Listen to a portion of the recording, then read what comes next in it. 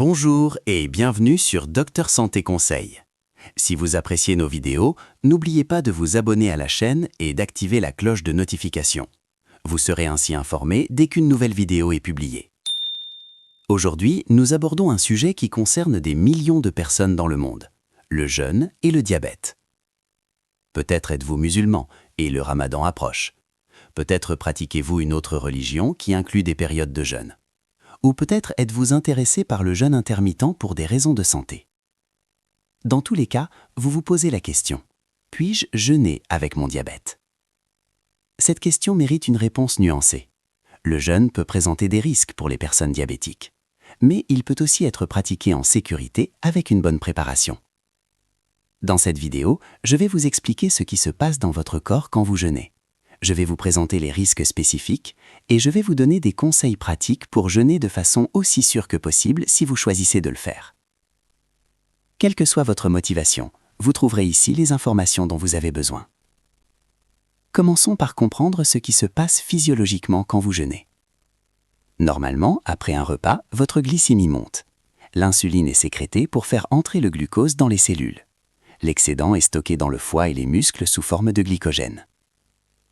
Quand vous arrêtez de manger, votre glycémie commence à baisser. Votre corps puise d'abord dans ses réserves de glycogène hépatique pour maintenir un niveau de sucre suffisant pour le cerveau et les organes vitaux. Si le jeûne se prolonge, les réserves de glycogène s'épuisent. Le corps se tourne alors vers les graisses comme source d'énergie. Il produit des corps cétoniques, des molécules que le cerveau peut utiliser comme carburant alternatif. Ce processus d'adaptation prend du temps. Pendant cette transition, la glycémie peut fluctuer. Pour une personne non diabétique, le corps régule finement tout cela. Mais pour une personne diabétique, ces mécanismes de régulation sont perturbés. Si vous prenez des médicaments qui stimulent la production d'insuline ou si vous vous injectez de l'insuline, le risque d'hypoglycémie est réel quand vous ne mangez pas. A l'inverse, si votre production d'insuline est insuffisante, le jeûne peut parfois paradoxalement faire monter la glycémie, car les hormones de contre-régulation prennent le dessus. Le risque de déshydratation s'ajoute, surtout si le jeûne inclut l'abstinence de liquide. Le jeûne du Ramadan est le plus pratiqué dans le monde. Pendant un mois lunaire, les musulmans s'abstiennent de manger et de boire du lever au coucher du soleil. Ce jeûne présente des caractéristiques particulières. La durée quotidienne varie selon la latitude et la saison, de 10 à plus de 20 heures. L'abstinence de liquide ajoute un risque de déshydratation.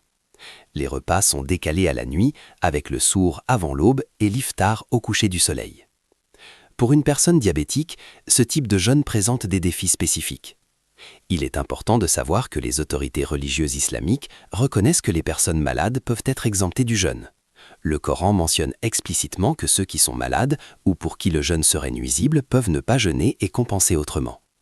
Cela ne signifie pas que tous les diabétiques doivent s'abstenir, mais cela signifie que si votre médecin vous dit que le jeûne est trop risqué pour vous, vous avez une exemption religieuse légitime. Avant chaque ramadan, consultez votre médecin. Ensemble, vous évaluerez votre niveau de risque et déciderez si vous pouvez jeûner et comment adapter votre traitement. Tous les diabétiques n'ont pas le même niveau de risque pour le jeûne. Une évaluation préalable est indispensable. Les experts classent généralement les patients en catégories de risque. Risque très élevé, jeûne fortement déconseillé, hypoglycémie sévère récente, épisode d'acidocétose ou de coma hyperosmolaire récent, diabète type 1 mal équilibré, grossesse, insuffisance rénale avancée, personnes âgées fragiles. Risque élevé, jeûne déconseillé sauf avis médical favorable, diabète mal contrôlé avec HbA1c supérieur à 10%, hypoglycémie fréquente, travail physique intense, traitement par insuline mixte ou multiple injection, complications avancées. Risque modéré ou faible, jeûne possible avec précaution, diabète bien contrôlé, traitement par metformine seul ou médicament à faible risque d'hypoglycémie, absence de complications sévères. Cette évaluation doit être faite par votre médecin plusieurs semaines avant le début du jeûne. Ne décidez pas seul. Et si votre médecin vous déconseille de jeûner, respectez cet avis. La foi et la santé ne sont pas en opposition. Préserver sa santé est aussi une valeur importante dans toutes les traditions religieuses. Si vous êtes autorisé à jeûner, votre traitement devra probablement être adapté. Ces adaptations varient selon les médicaments. La metformine peut généralement être maintenue. La dose peut être répartie différemment, par exemple 2/3 au repas de l'iftar et 1/3 au sour, pour suivre les apports alimentaires. Les sulfamides et les glinides présentent un risque d'hypoglycémie plus élevé pendant le jeûne. Les doses doivent souvent être réduites, parfois le médicament changé temporairement. Les inhibiteurs de SGLT2 peuvent augmenter le risque de déshydratation. Leur utilisation pendant le ramadan doit être discutée avec le médecin. Les agonistes du GLP-1 et les inhibiteurs de DPP-4 ont un faible risque d'hypoglycémie et sont généralement compatibles avec le jeûne. L'insuline nécessite des ajustements plus complexes. Les horaires d'injection changent pour suivre les repas décalés.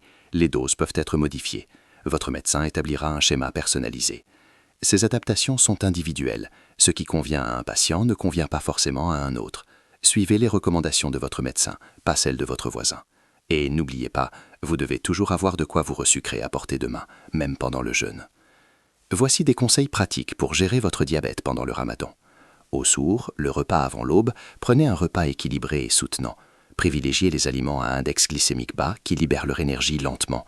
Céréales complètes, légumineuses, légumes, protéines. Évitez les aliments trop sucrés ou trop salés qui donneraient soif. Buvez suffisamment d'eau pendant cette période nocturne pour prévenir la déshydratation de la journée. Prenez vos médicaments du matin selon les nouvelles recommandations de votre médecin. Pendant la journée de jeûne, réduisez l'activité physique intense. Évitez la chaleur excessive. Reposez-vous si possible aux heures les plus chaudes. Surveillez votre glycémie. Contrairement à ce que certains croient, se piquer le doigt pour mesurer la glycémie ne rompt pas le jeûne selon la plupart des autorités religieuses. À l'iftar, la rupture du jeûne, résistez à la tentation de vous jeter sur la nourriture. Rompez doucement avec quelques dattes et de l'eau. Attendez un peu avant le repas principal. Mangez modérément. Évitez les excès de friture et de sucreries. Hydratez-vous abondamment entre l'iftar et le sourd. Il existe des situations où vous devez rompre le jeûne immédiatement, sans attendre le coucher du soleil. Votre santé passe avant tout. Rompez le jeûne si votre glycémie descend en dessous de 0,7 g par litre à n'importe quel moment de la journée. C'est une hypoglycémie qui peut s'aggraver rapidement. Rompez le jeûne si votre glycémie monte au-dessus de 3 g par litre. Une hyperglycémie sévère peut conduire à des complications graves. Rompez le jeûne si vous présentez des symptômes d'hypoglycémie. Tremblements, sueur, confusion, faiblesse intense, même si vous ne pouvez pas mesurer votre glycémie.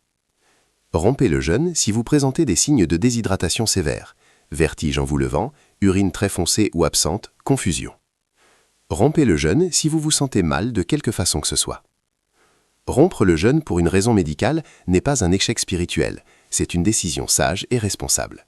Vous pourrez compenser ce jour plus tard ou autrement, selon les règles de votre foi. Ayez toujours du sucre et de l'eau accessibles, même pendant le jeûne. Pouvoir rompre rapidement en cas d'urgence peut vous sauver la vie. Au-delà du jeûne religieux, le jeûne intermittent est devenu populaire pour ses supposés bienfaits sur la santé et la perte de poids. Le jeûne intermittent consiste à alterner des périodes de jeûne et des périodes d'alimentation, selon différents protocoles. Le plus courant est le 16-8, 16 heures de jeûne, 8 heures pour manger. D'autres pratiquent le 5-2, 5 jours d'alimentation normale, 2 jours très peu caloriques. Pour les personnes diabétiques, le jeûne intermittent présente des intérêts potentiels. Il peut aider à la perte de poids, améliorer la sensibilité à l'insuline et certaines études suggèrent des bénéfices métaboliques. Mais il présente aussi des risques, similaires à ceux du jeûne religieux, hypoglycémie si vous prenez certains médicaments, hyperglycémie rebond, perturbation du rythme des traitements. Le jeûne intermittent ne doit pas être entrepris seul par un diabétique, il doit être supervisé par un médecin qui adaptera votre traitement. Il n'est pas recommandé pour les diabétiques type 1, pour ceux sous insuline intensive ou pour ceux qui ont des antécédents d'hypoglycémie. Si vous êtes intéressé, parlez-en à votre diabétologue. Un protocole encadré peut être établi si votre profil le permet. Après une période de jeûne prolongé, comme le ramadan, quelques précautions s'imposent. Reprenez progressivement vos habitudes alimentaires normales. Le corps s'est adapté au jeûne. Une transition trop brutale peut perturber la glycémie. Vos doses de médicaments doivent revenir au niveau d'avant le jeûne, selon les indications de votre médecin. Faites un bilan avec votre équipe médicale. Comment s'est passé le jeûne? Y a-t-il eu des hypoglycémies ou des hyperglycémies? Des ajustements sont-ils nécessaires pour l'année prochaine?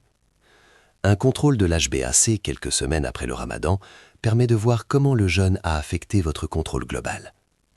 Tirez les leçons de cette expérience. Notez ce qui a fonctionné, ce qui a été difficile. Ces informations seront précieuses pour préparer le prochain jeûne. Et félicitez-vous. Jeûner avec le diabète demande discipline, vigilance et préparation. Si vous l'avez fait en sécurité, c'est une réussite. Nous arrivons à la fin de cette vidéo sur le diabète et le jeûne. Récapitulons les messages essentiels. Le jeûne présente des risques spécifiques pour les diabétiques, hypoglycémie, hyperglycémie, déshydratation, acidocétose. Avant tout jeûne, consultez votre médecin. Il évaluera votre niveau de risque et vous dira si vous pouvez jeûner en sécurité. Si vous êtes autorisé à jeûner, votre traitement sera adapté. Suivez ces recommandations à la lettre. Pendant le jeûne, surveillez votre glycémie. Mangez équilibré aux repas autorisés. Hydratez-vous suffisamment quand c'est permis. Rompez le jeûne immédiatement si votre glycémie est trop basse ou trop haute, ou si vous vous sentez mal. La foi et la santé ne s'opposent pas. Préserver sa santé est aussi un acte responsable. Sur Docteur Santé Conseil, nous respectons toutes les pratiques et vous donnons les informations pour les vivre en sécurité. Si cette vidéo vous a été utile, partagez-la avec votre communauté. Abonnez-vous à Docteur Santé Conseil pour ne rien manquer de nos prochaines vidéos. Prenez soin de vous et à très bientôt.